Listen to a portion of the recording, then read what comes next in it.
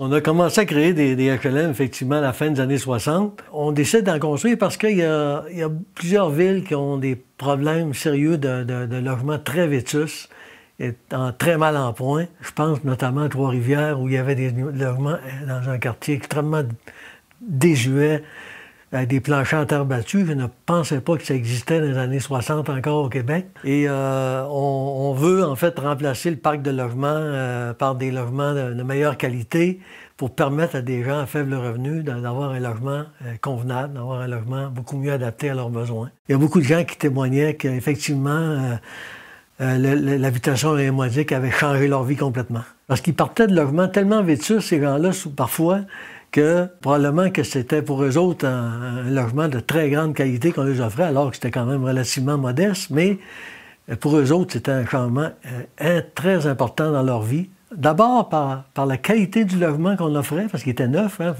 on parle de logement neuf, et en fait, on leur donne un logement aussi à un coût raisonnable, 25 % de leur revenu.